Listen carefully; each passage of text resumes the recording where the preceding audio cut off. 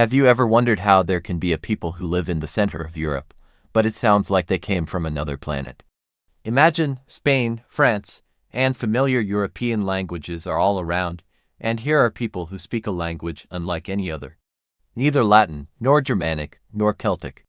And for centuries, they've been credited with everything, from Atlanteans to aliens. But if their language is a mystery, then their DNA may be a clue. And now we will open a genetic dossier that will show that the Basques are not a myth people. They are a living trace of ancient Europe, which survived where it was almost impossible to survive. Basques, one of the most famous and at the same time the most misunderstood peoples of Europe. They live on both sides of the Pyrenees, at the junction of two states, but their identity does not fit into any border. They gave the world the word Euskara. They preserved the language of Euskara, which has no reliably established relationship with other languages of Europe.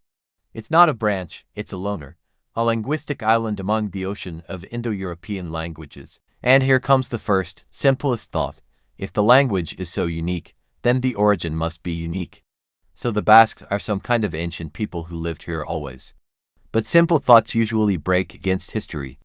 Because the Pyrenees is not a fortress, it's a hallway. The Celts traveled through Europe, the Romans came, the empire collapsed, kingdoms rose, wars, migrations, and trade took place. Every corner of Europe is a place of layers, traces, and mixing. So why should Basques be an exception? And from here comes the main conflict of our investigation. Two versions, two worlds, two logics. The first version is the myth of the capsule. The Basques allegedly closed themselves in the mountains, did not let anyone in, did not mix, therefore, the language survived and the blood was pure, ancient, and special. The second version is the alien myth. It's like the Basques are the remnants of some alien people who came from far away, settled here, and remained as a fragment. The Celts, Pre-Indo-Europeans, anyone. Historians have been arguing for a long time because there are almost no written documents about the earliest eras. Language says one thing, legends say another, and archaeology says another. We needed an arbitrator who doesn't care what we believe in, and genetics has become such an arbiter. Let's start with the straightest line, the male footprint. The Y chromosome is like a surname that goes from father to son. She doesn't tell the whole story of the people, but she knows how to show sharp fractures, whether new male lines have arrived in Marseille or not.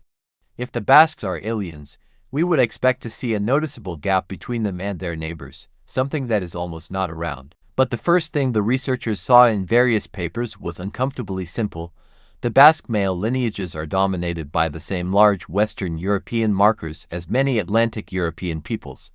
That is, at the level of the common name of the continent, the Basques do not look like aliens, and this is where many viewers usually get disappointed. Like, that's it, the riddle is fake, but this is a mistake. Because the magic of genetics is not to find an alien marker. The magic is in the details of time.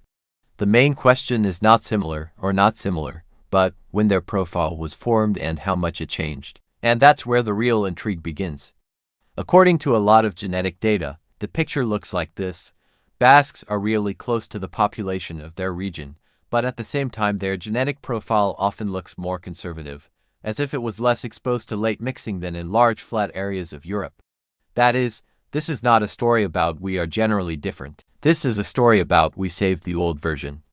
Now we include the second piece of evidence, the female line, mitochondrial DNA. This is what we get from mothers.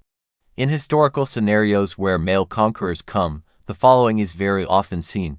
The male lines change dramatically, while the female lines remain local. If the Basques were a remnant of an invading tribe, we might expect an unusual set of maternal lines that strays out of the region.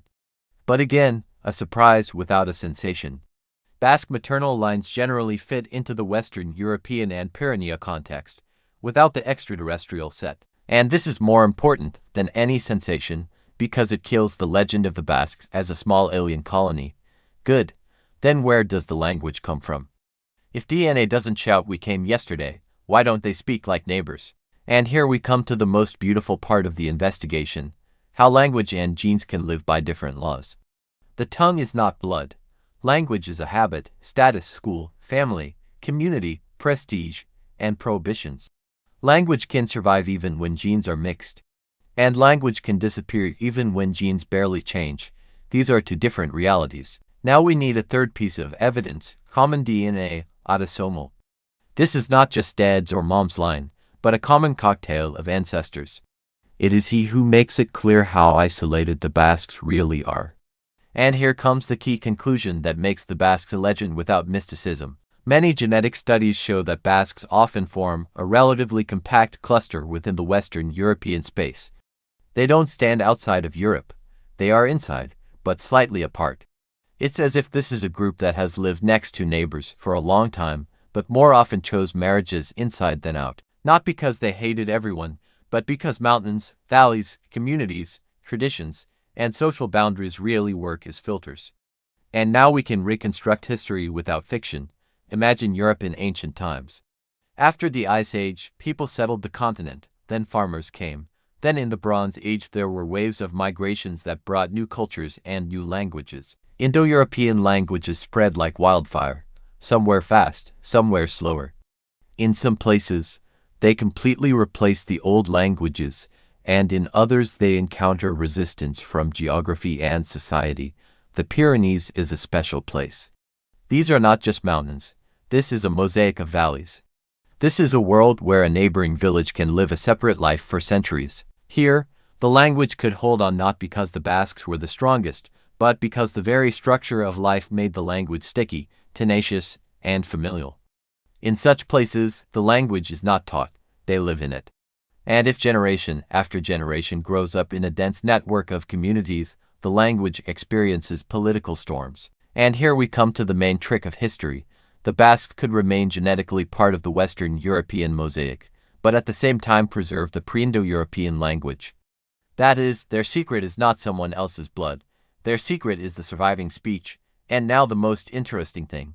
Why did it survive with them? Here we include the cultural code. For a long time, the Basque identity was based not on the empire or the state, but on local institutions.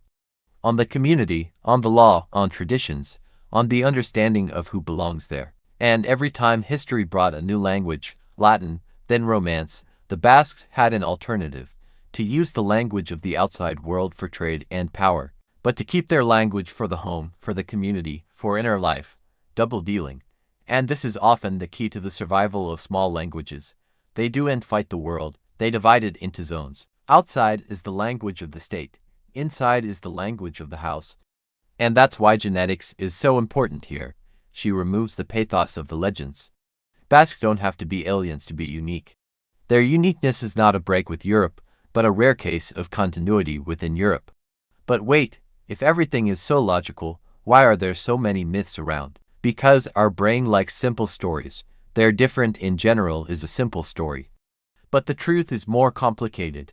The Basques are an ancient European stratum that survived the change of epochs because it had the tools of survival. Geography, social structure, strong horizontal ties, the habit of sticking to their own. And here you can look at the Basques as a model, not as an exception, but as a rule pushed to the limit. There were many Pre-Indo-European languages in Europe in ancient times, but almost all of them have disappeared because the plains are mixing faster. Because it is easier to build states, armies, and trade networks on the plain that carry the language as a standard. And in the mountains and valleys, the standard does not become mandatory so quickly. The Basques were lucky, but not fabulously. They were lucky geographically and socially, and that changes the main question. The question is not where did they come from, the question is how did they hold on. The answer that genetics gives is as follows: they didn't hold back because they were completely isolated from the world. They held on because they were connected enough to the world to survive, but united enough not to dissolve. A delicate balance. And now the final conclusion of our investigation. The Basques are not a mystical colony or an alien splinter. This is one of the most striking examples of how an ancient identity can be preserved within a vast continental stream. Their DNA speaks to the European context, and their language speaks to the European depth. And together they prove that the people are not pure blood. A nation is a memory, institutions, and a choice that is repeated thousands of times, in every family, in every marriage, in every conversation with a child. And that's why peplums are so catchy. They remind us that history is not just about wars and empires. It's also a quiet persistence, the ability of a small language to survive the big world. Write in the comments which people you want to take apart with the next DNA detective. And if you have such a story, please support the video with a like and subscribe. There are still many secrets ahead that are hidden not in legends, but right in our genome.